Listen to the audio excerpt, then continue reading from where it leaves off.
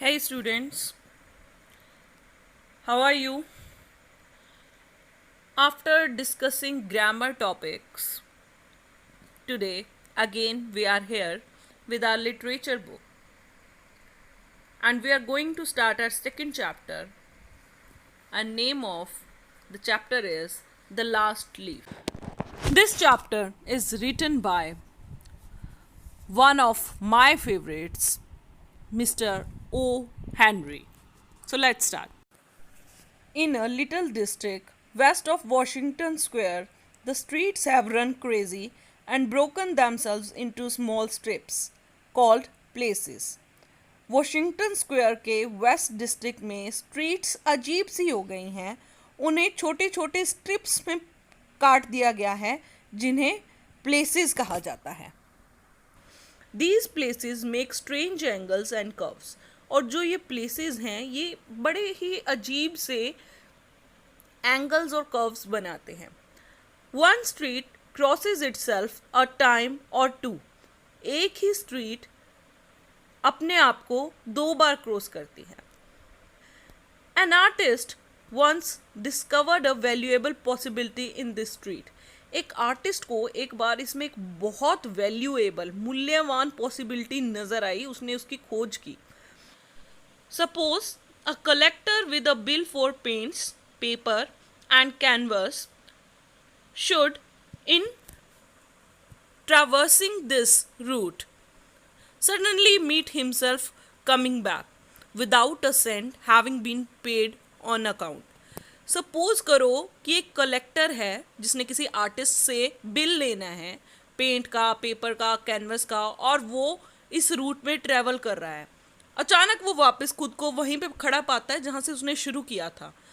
हालांकि उसको कोई एक सेंट भी उसके अकाउंट में पैसा नहीं गया और वो वहीं पे घूमता रह जाएगा. सो ये उनके लिए एक एडिशनल क्वालिटी थी. So to quaint old Greenwich village the art people soon came prowling hunting for north windows and 18th century gables and Dutch attics and low rents. तो जो ये ओल्ड ग्रीनविच विलेज था जहाँ पे art people ने, कलाकार लोगों ने आना शुरू किया, प्राउल करना, हंटिंग करना शुरू किया. किस चीज़ के लिए? 18th century gables and Dutch attics and low rents. Low rents के कारण वहाँ पे आना रहना शुरू किया. Then they imported some pewter mugs and a chafing dish or two from 6th Avenue and became a colony. धीरे धीरे वहाँ पे चीज़ें इकट्ठी होती गई और फाइनली वो क्या हो गया? कॉलोनी बन गई उनके इकट्ठे रहने से. तो बेसिकली इस पैराग्राफ में जो ऑथर ओ हेनरी हैं वो क्या कहना चाहते हैं? वो ये कहना चाहते हैं कि in spite of difficulties of their life, कलाकारों के पास इतनी ज़्यादा अमाउंट नहीं थी, इतने ज़्यादा पैसे नहीं थे, उसके बाद भी वो वहाँ पे आके बहुत रिलैक्स फील कर रहे हैं, इसलिए उन्होंने उस जगह को अपना घर बना लिया. At the top of a squatty 3-story brick building, squatty 3-story brick building के टॉप पे Sue and Johnsy had their studio. उनका स्टूडियो था वहाँ पे, सू और Johnsy. Johnsy was familiar for Johanna. Johnsy Johanna से familiar थी, उसको जानती थी. One was from Maine, the other from California. दोनों अलग अलग जगह से थी. They had met at the table d'hote of an 8th Street, Delmonico's, and found their taste in art, chicory salad, and bishop sleeves so congenial that the joint studio resulted.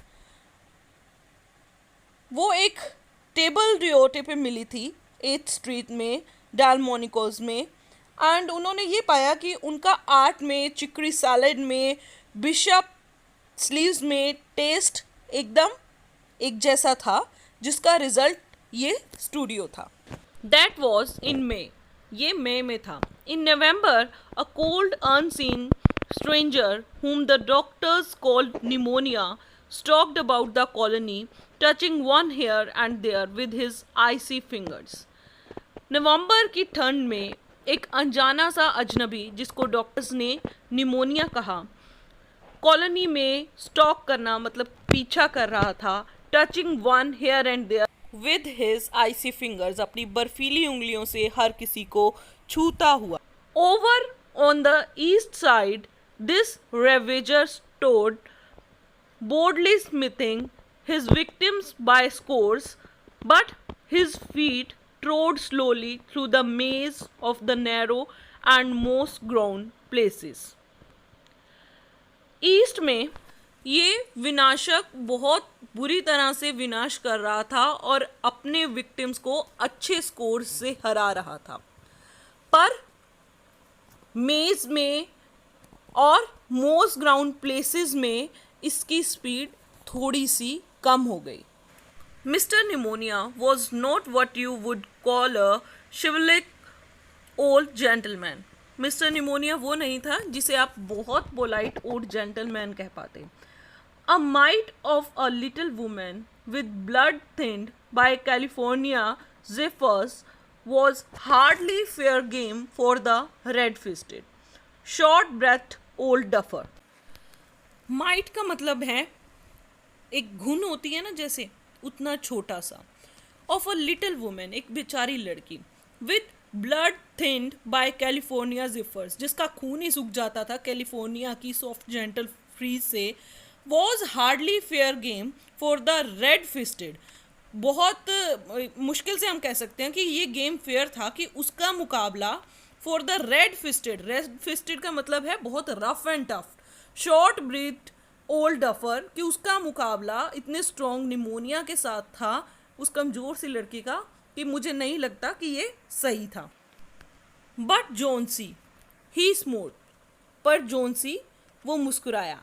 And she lay scarcely moving on her painted iron bedstead, looking through the small Dutch window panes at the blank sides of the next brick house. वो लेटी रही, scarcely का मतलब है बड़ी मुश्किल से हिली जुली, on her painted iron bedsheet, अपनी बेडस्टेड पे लेटी रही जो पेंट किया हुआ था.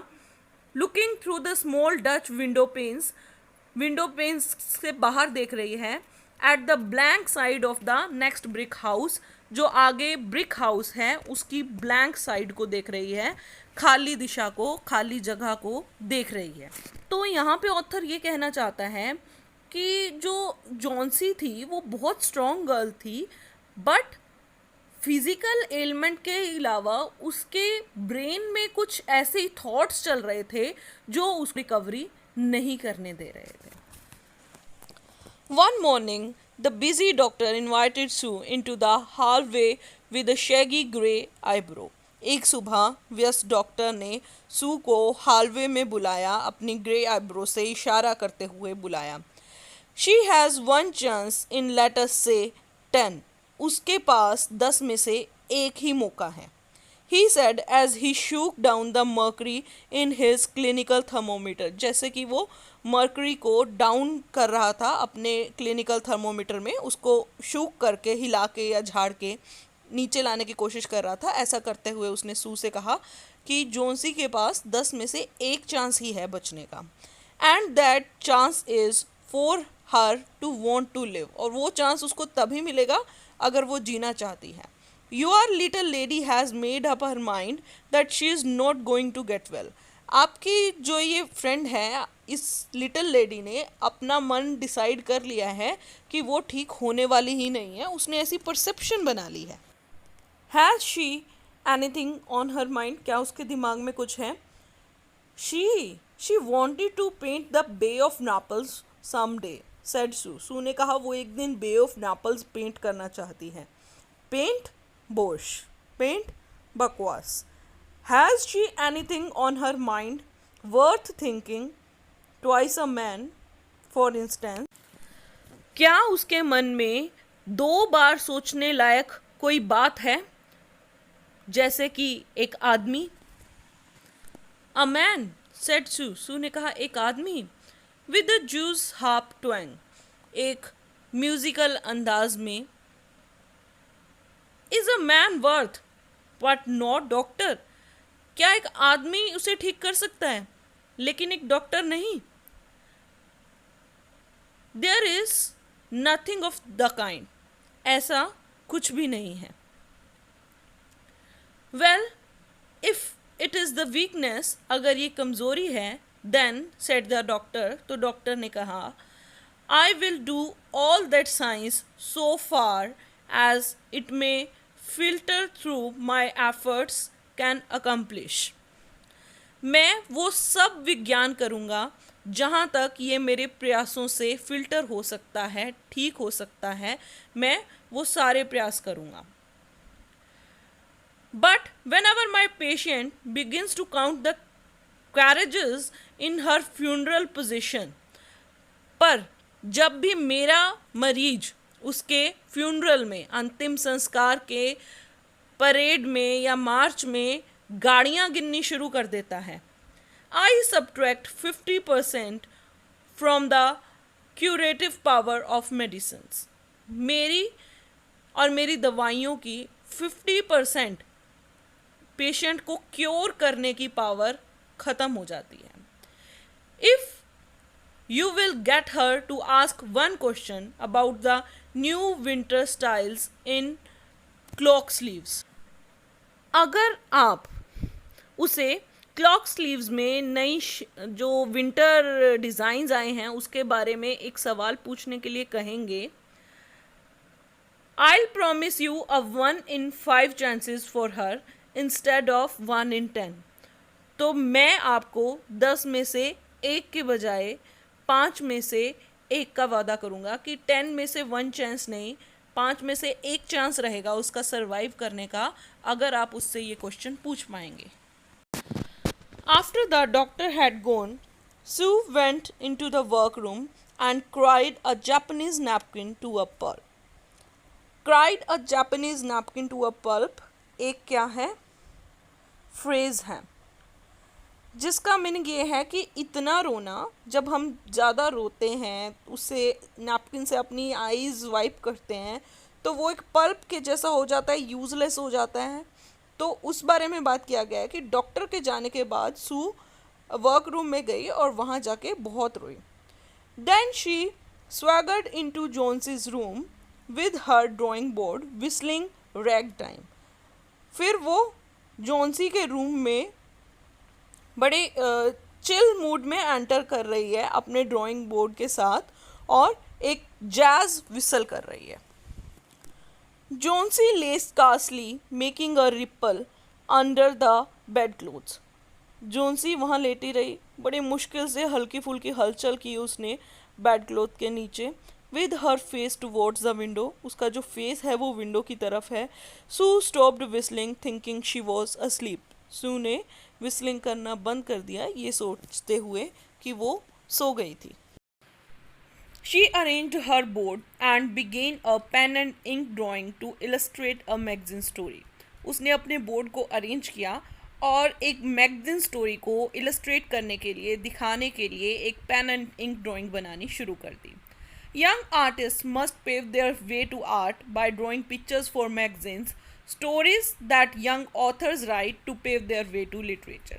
यंग आर्टिस्ट को भी अपना रास्ता पक्का करने के लिए आर्ट के फील्ड में पिक्चर्स बनानी पड़ती हैं मैगजीन्स के लिए, जैसे कि जो यंग ऑथर्स होते हैं उनको अपना रास्ता लिटरेचर के लिए पक्का करने के लिए उनको स्टोरीज लिखनी पड़ती हैं। As Sue was sketching a pair of elegant horse show riding trousers and a monocle of the figure of the hero and Idaho cowboy। क्योंकि जो सू थी वो क्या बना रही थी, उसने एक पेयर बनाया एलिगेंट हॉर्सेस का, मतलब घोड़े की नाल बनाई, उस पे राइड करता हुआ बनाया, ट्राउज़र्स बनाया, एक हीरो जैसी फिगर बनाई, उसने एक इडाहो चरवाहा बनाया। तो उसने ये सब चीज़ें एक अपनी पेंटिंग में बनाई। She heard a low sound several times repeated. उसने एक धीमी सी आवाज़ सुनी जो कि बार बार रिपीट हो रही थी, दोहराई जा रही थी। She went quickly to the bedside. वो जल्दी से बेड की तरफ गई। Johnsy's eyes were open wide. Johnsy की आंखें, बड़ी बड़ी आंखें खुली हुई थी। She was looking out the window and counting backwards. वो विंडो की से बाहर की तरफ देख रही थी और उल्टी गिनती गिन रही थी. 12 she said, and little later 11 and then 10 and 9 and then 8 and 7 almost together. लगभग उसने ये साथ साथ बोला. Sue look solicitously out of the window. उसने बड़ी हैरानी से विंडो से बाहर देखा. What was there to count. वहाँ पे वो किस चीज़ को गिन रही थी. There was only a bare dreary yard to be seen. वहाँ पे एक बिल्कुल खाली हो चुका, सूख चुका, एक डल बोरिंग सा यार्ड था. And the blank side of the brick house 20 feet away. और 20 फीट दूर जो ब्रिक हाउस था उसके ब्लैंक साइड नज़र आ रही थी. An old ivy wine. एक बहुत पुरानी ivy wine, gnarled and decayed at the roots. मुड़ी तुड़ी हुई और रूट्स पे से ख़त्म हुई हुई, सूखी हुई. Climbed halfway up the brick wall. Brick wall पे आधी ऊंचाई तक जा रही थी. The cold breath of autumn had stricken its leaves from the vine. Autumn की सर्द हवाओं ने इसकी लीव्स को, वाइन की लीव्स को इससे अलग कर दिया था. Until its skeleton branches clung. जबकि इसका जो skeleton, बाकी की branches बची हुई थी, almost bare, बिना leaves के, to the crumbling bricks. वो अब भी crumbling bricks पे, टूटी फूटी bricks पे लटक रही थी. What is it, dear? asked Sue. Sue ने पूछा, ये क्या है? 6 said Jonesy in almost a whisper. Johnsy ने बहुत धीरे से कहा, 6. They are falling faster now. अब ये बहुत जल्दी गिर रहे हैं. 3 days ago there were almost 100. 3 दिन पहले वहाँ पे लगभग 100 थे. It made my headache to count them. मेरा सिर दर्द हो जाता था इसको गिनने में. But now it is easy. अब बहुत आसान है. There goes another one. अब एक और गिर गई. There are only 5 left now. अब वहाँ पे सिर्फ 5 ही बची हैं. 5 what, dear? Tell your Sudi. अपनी सूडी को बताओ कि क्या 5 बची हैं. Leaves on the ivy vine. Leaves बची हैं ivy vine पे. When the last one falls, I must go too. जब last one गिरेगी मुझे भी जाना होगा. I have known that for 3 days. मुझे ये 3 दिन से पता था. Didn't the doctor tell you? क्या तुम्हें डॉक्टर ने नहीं बताया? Students, we have discussed almost half story. And believe me, this story is full of twists and turns. Indeed, O. Henry's work reflected his wide range of experience. What do you think? Right? So, I am forwarding you one assignment based on this section only, and I hope you will be able to solve it. Okay? Take care. Goodbye.